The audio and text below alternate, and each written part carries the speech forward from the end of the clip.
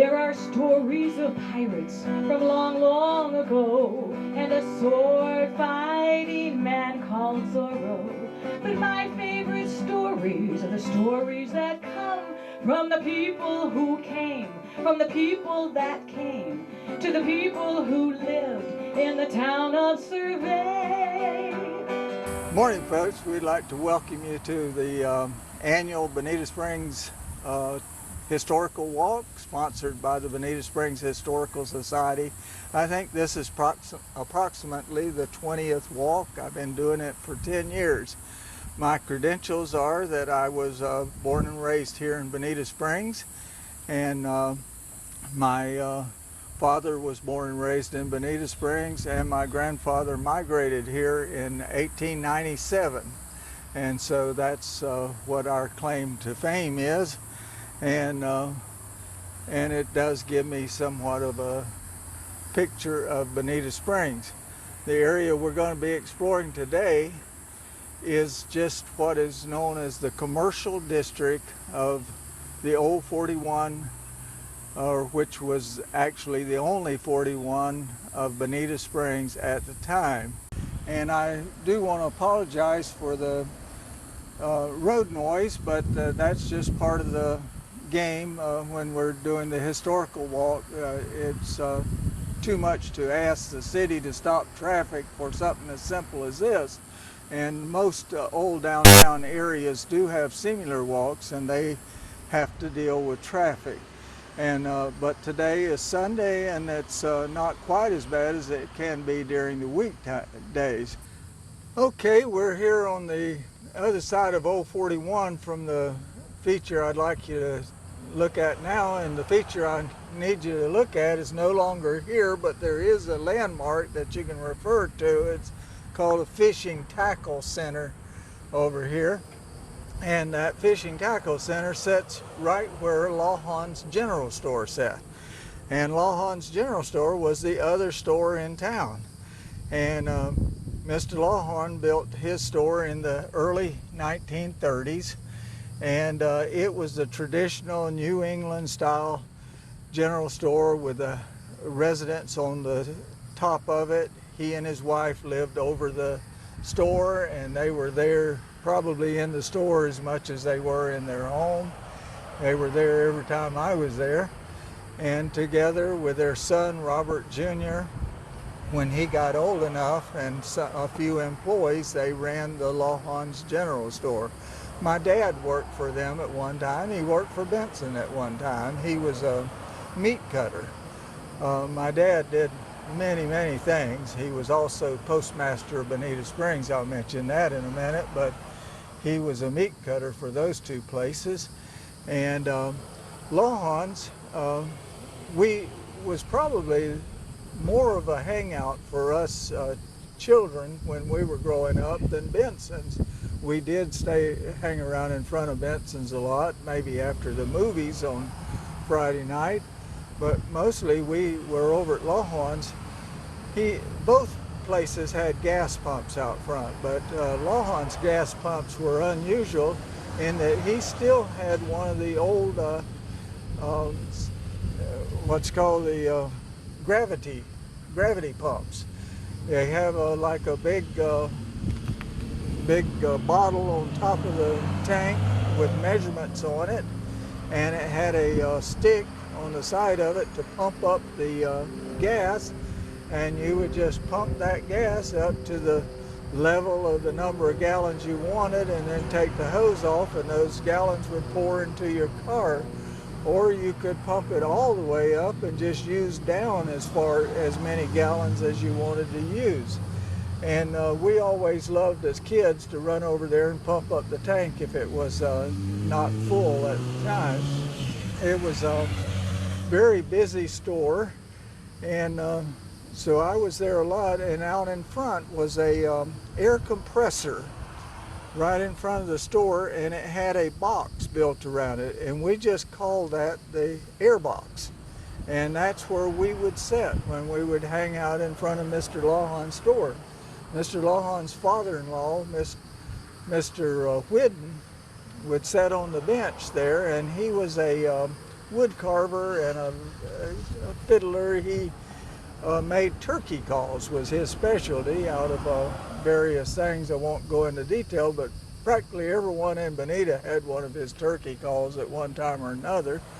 And it was just a very interesting place, and we enjoyed going there before school. When I was in high school, we caught the school bus here in front of Lawhorns, and we would get snacks before we got on the school bus. The next building I'd like to call your attention to is right across the street, and was right next door to the Lawhorns general store. In fact, there was just an alleyway separating them, and that building was built by Mr. Lawhorn also in 1947. But it's the building now known as a bicycle shop, and it says bicycle on the front of it, and it's kind of a yellow building. And that building, when I was growing up, and in fact from the time it was occupied, was the Bonita Springs post office. And the postmaster of the post office was my father, Glenn Liles. He was postmaster here for 30 years. He moved into that building as a brand new building in 1947 from the former post office, and he stayed there until they elected to have another post office. He moved out of the building in 1972, and it was later occupied by other things. But from 47 to 72, it was the Bonita Springs post office. And the Bonita Springs post office was the center of the community. And that's what my dad liked about being postmaster. He called it the congregating of people. He said that every morning, especially in the winter when there was a lot of tourists here who got their mail general delivery, there would be a crowd of people at the post office waiting for the mail to be put up. While they were waiting, they would be telling each other about their families and their grandchildren back north, and what happened to their grandmother, and what trip they were going to take, and how they did fishing. And there was a lot of visiting that went on in front of the post office. For us kids, it was a favorite place just because it was a lobby to get in out of the heat. You could go in, and I seldom checked the mail because my dad always just brought our mail home. We got our mail general delivery. Back then, in many cases, all you needed was the name. In fact, my dad said there was cases where people sent letters that said Grandma, Bonita Springs, and they were able to deliver it because they knew who sent it because of where it was from and who Grandma was. And so it was a simpler time. When I was in the military, I sent my mail to Glenn Lyle's care of postmaster, Bonita Springs, and it got here just fine. Our next point of interest is now called the Florida Fidelity Real Estate Office, right over here to my rear, and it's of course now an office building. It holds a spot of real nostalgia for me, in that when I was growing up it was a soda fountain, and the first owner of the soda fountain was McLaughlin. McLaughlin owned quite a bit of things around Bonita Springs. In fact, you'll see a street down on Bonita Beach named after him. He was a prominent citizen and probably fairly wealthy. He also owned the building that is now the Liles Hotel. And he had a lot to say about the downtown Bonita, but he owned this place and he called it McLaughlin's Custard Shop. And he specialized in ice cream concoctions of all type and sandwiches. And his primary clients were the tourists, and that was what he wanted to attract, travelers and the tourists. He had a big display of Florida memorabilia, postcards and things like that. But then the next owners was the Zacks, Mr. and Mrs. Zack, and they did not have children themselves, but they seemed to have a great affection for teenagers and young people and children. And so they encouraged the younger crowd to come. They put a jukebox in there, and they had a pinball machine, and they had several other things that was attractive to children, a comic book rack and things like that. And they still sold the usual ice cream. He called it Zach's Soda Fountain, and that's the most prominent picture that we have of the place in the Historical Society was when Zach owned it. And while Zach was living there, they actually had their living quarters right behind the building, whereas McLaughlin's lived off premises. There was a little efficiency right at the end of the building, and Mr. Zach was also a pharmacist. I'm pretty sure it seemed like he dispensed prescription drugs.